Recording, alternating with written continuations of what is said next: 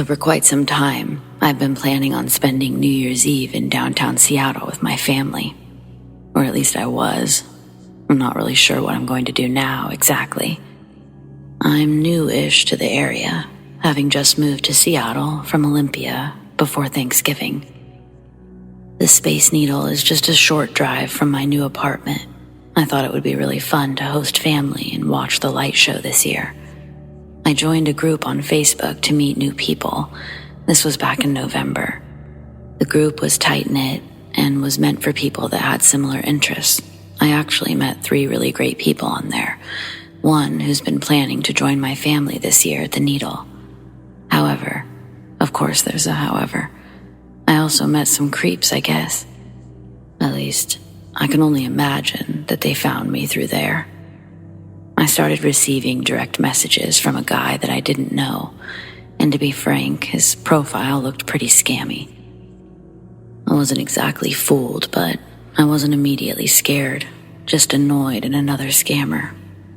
But then, I read the messages that followed, and I was a little bit more concerned. "Hey, Katie, can I talk to you?" "Katie, you're not ignoring me, are you?" "Okay, look, Katie, I have to tell you something. It's really important. Please, don't ignore me, or I'll have to show you." Of course, I did ignore them, because I didn't know them. Nothing that any stranger could tell me is going to be that important to my life, right? Well, a couple of days later, I get this message. "Katie, I told you it was important, and you still didn't listen to me. Sorry, but I had to prove to you that I could help you. I'm sorry about that." So confused by this, I immediately copy and paste everything into a message. I forward it to my best friend in Olympia. She tells me she's going to do some digging on this guy and see what's up. Almost immediately, she tells me not to worry. This is a fake profile. Some quick Google image search thing that my friend does. It proves that his profile picture is taken from the internet. It's not even somebody else's profile. She says that I don't need to worry, that they're literally probably just trying to get me to respond. She says I should change my password, block the person, etc. So I do. And then I move on almost entirely because it feels like nothing. Until the following night. I'm getting ready for work, and I'm incredibly disturbed when I see a heart is drawn on my mirror in the fog. I can't even bring myself to leave the bathroom, fully aware I'm going to be late for work. My cell phone for sure is sitting on my bedside table or by the coffee maker. I truly didn't know in that moment, so I just waited and listened. After several minutes, I decide to make a run for my phone. I choose the bedroom as my destination. Luckily, it's where my phone is. The first thing I do is I call my dad.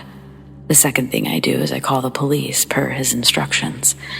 I don't leave my room for over an hour. That's about how long it took for the police to show up. They didn't immediately find the previous messages I told them about troubling. They actually didn't even ask to see the messages. The one cop told me they likely weren't connected.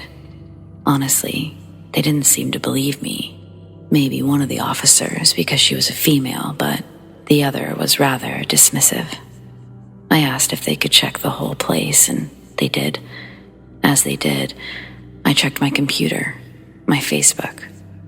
Sure enough, I had a new message from a new person that I'd never met. Another spammy-looking profile. Only this time it was just 2 messages. Katie.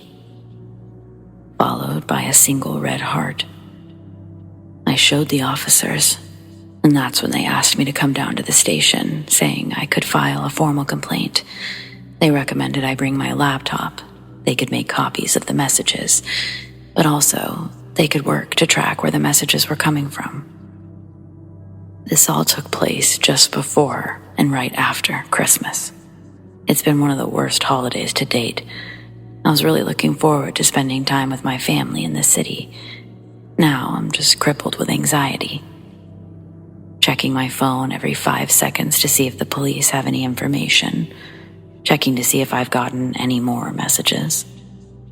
I don't even want to go to work. Not alone anyway.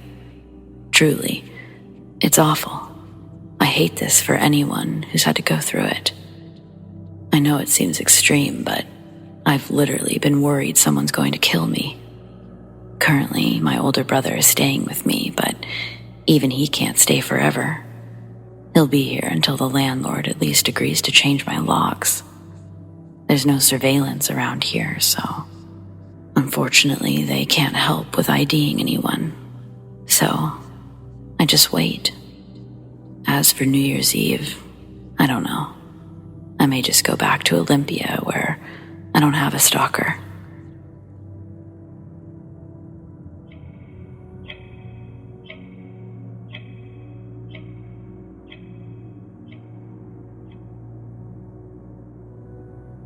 This was something I experienced while working retail my senior year.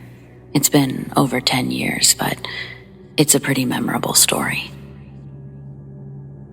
I was working the register, and it was during that in-between time, after Christmas and before New Year's. Stores are still really busy, but a different kind of busy, where people are less stressed and more in need of your assistance. I'm helping a family with a return. There's a man, an older woman who I assume is grandma, and a child, about 5 or 6. The man and the woman, they seem very somber. The child, well, he looks sort of out of place. He seemed like maybe he was sick, just by the way he looked, a sort of gray color. But though his expression was a meek one, it was a nice expression. He seemed to be happy. The man asked if they could make a quick return. I looked at them and then the child. I said to the man, "Sure, no problem. What are we returning today?" The man then proceeds to hand me the merchandise. It's one of those Angry Birds board games, I guess. It's basically the same idea as the game on your phone, but kids can knock around these plastic birds and wood structures. I don't know, very popular that year though. I hadn't seen a lot of them returned since it seemed to be on every kid's list. I asked the normal questions that one asks during a return. Was there anything wrong with the item? Do you want to exchange for a new one? It's at this time I see the woman walk away, the child following closely behind her. They don't leave the store, just wander near the register, and then sit near the children's toys. The man answers me saying no to both questions. I ask if they'd like to make an exchange for another toy or just go ahead with the return. The man just stares down. After a moment, I think maybe he's about to start crying. I look out into the crowd, briefly scanning for the woman and the child. At first, I don't see them, but then suddenly the woman is back. However, this time she's alone. She takes the man by the shoulder and tells him it's okay, that he can go sit down now. Grandma proceeds to tell me that they'll just be making a full return today. They unfortunately don't have a reason to exchange. I don't know if it's because I was in full work mode or what, but none of this had really clicked with me yet. Instead, I was just sort of feeling bad for the kid. He's gotten this gift, and now he'll walk away with nothing. I just couldn't let that happen. I process the return, and before the woman leaves, I say, "Oh, wait." I hand over a lollipop and say, "Here, for the little boy." The woman freezes, and she just looks at me, almost horrified. Instantly, I feel I've done something wrong, and I lower the lollipop. She continues to stare over the counter at me before she shakes herself out of it and shakily says, "The boy." I search around the store and I can't find the boy to point out. I start to think about the boy, how he looked. It wouldn't be another minute until I really understood what was happening. Confused about why she's so confused, I tell her I'm so sorry. I could have sworn I'd seen her come into the store with a little boy. Her eyes well up in tears, and without hesitating, she tells me that she lost her grandson the week before Christmas. She says they're here, returning his gifts. Suddenly, I'm crying too. So embarrassing, but it's like I couldn't help it. I just felt immediately what this family was feeling, and I felt awful I'd dragged out their experience.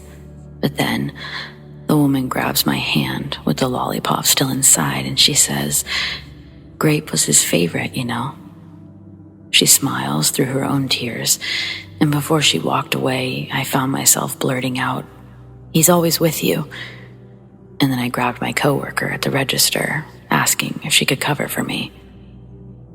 I remember I went to the back of the store, and I just sort of lost it a little more. Later that night, before the mall was closing, I went to ask security if they wouldn't mind reviewing some footage. Since you can't typically just ask that without reason, I said I needed to see if someone had taken something from the display around 3:18 p.m. Of course, I remembered the time after all that.